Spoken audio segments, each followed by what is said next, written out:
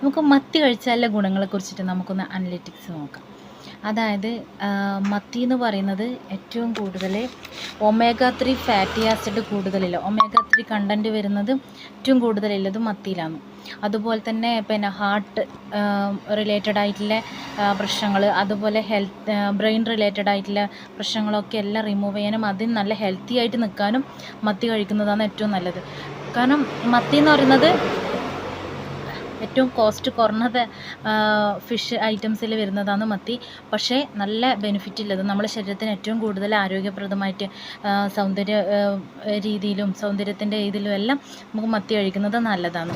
അതുപോലെ തന്നെ അതിൽ കൂടുതലുള്ളതാണ് സെലീനിയം, കാൽസ്യം, മഗ്നീഷ്യം, സിങ്ക്, ഇതൊക്കെ അതിലടങ്ങിയിട്ടുള്ളത്. കൂടുതലും മൂലകങ്ങളുണ്ട്, അതിൽ കുറച്ച് മാത്രമാണ് ഇതെല്ലാം. അപ്പം നമ്മൾ വേറെ എന്ത് മീൻ കടിച്ചിട്ടില്ലെങ്കിലും മത്തി തന്നെ കഴിക്കാൻ നോക്കുക. അപ്പം അത് ആരോഗ്യത്തിന് നല്ലതാണ്. ഓക്കെ.